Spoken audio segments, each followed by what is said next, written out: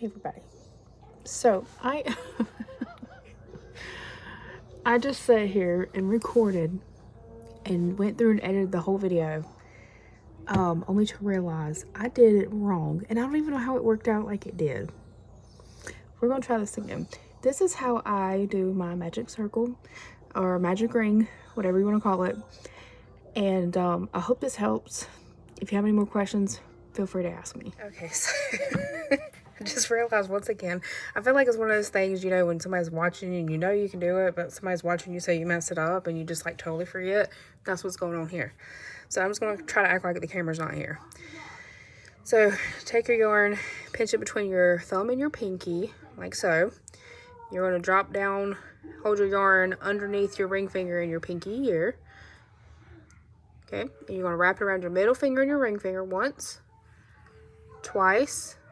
Then the third time, wrap it around your index finger here and hold it between your thumb and your pinky like this. And this is what it looks like on the back. And this is what it looks like on the front. I'm going to do it one more time. But this part I will slow down when I'm editing. So, you hold it here. Hold your fingers like this. 1, 2. And then the third time, it will go around your index finger. You hold it like so. So I pinch, I go from this to this. That's all I do is drop down my index finger. Take your hook, go under both of these loops. Grab the yarn from back here, yarn over and pull through like this. And you see how this is how I'm holding it. It's around my middle finger and my ring finger still. And I'm just holding the tension with my index finger like this. My pinky's not doing nothing. My thumb's not doing nothing. It's just sitting here like this. Then I yarn over, pull through, and that starts it. Then I go ahead and work into the circle, whatever stitch you're doing. I am doing single crochet just for the video purpose. I'm just going to do a couple in here so y'all can see what it looks like and how you can count your, if the yarn wants to cooperate with me, how you can count your stitches and stuff like that. Okay, so you see I'm still working with it on my middle finger and my ring finger, and my index finger is still holding it like this. That's how I keep my tension. So you turn it to the side here, you can see your stitches. There you count the V's. 1, 2, 3, 4, 5, 6, 7, 8. I have 8 of them. You see it looks like a braid kind of. This is the side view. This is what it looks like. Now, you got however many stitches you need, and you want to go ahead and close the circle up. Okay, so you have your yarn tail here, but you see you have these other 2 loops. Now this one down here, you can hold it down if you need to, just so you can get out of the way. To see the 2 loops here that you have, you want to, I'm turning it sideways so you can see, you want to pull the one that is at the front.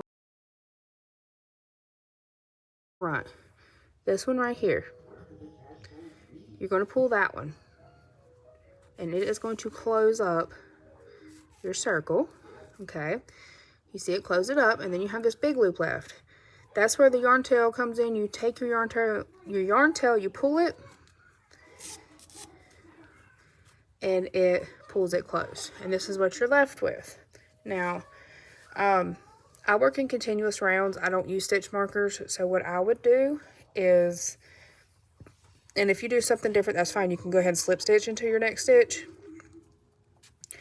But I just go right in with an increase. If that's what you're, you know, if that's what you're having to do is increase.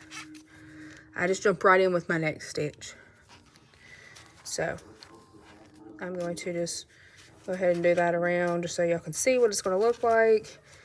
And I'll give y'all a little tip or trick that I use to figure out where I started, where I ended, so I know when my next round is coming, or where my next round, you know, began, since I don't use stitch markers or slip stitch. Okay, so usually, like I said, people usually slip stitch into this right here. I don't. I go into it with whatever my last stitch is. And this is what I have. Now, if you don't want this opening here, take your yarn tail and pull it, and it will pull that center shut. So, if I was making this into something, my next stitch I would go into would be,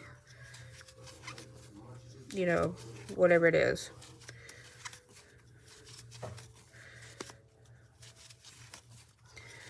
Okay, so now that I've made a few, now I can actually show y'all what I'm talking about here.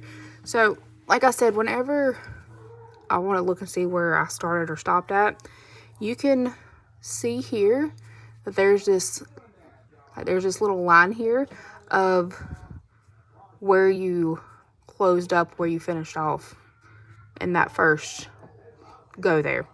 It's hard for me to explain it.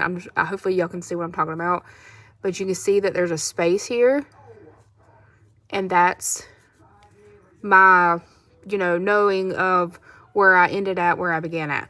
You can also pull the yarn tail, and it will pull it down, and you can see that's where you started and stopped at.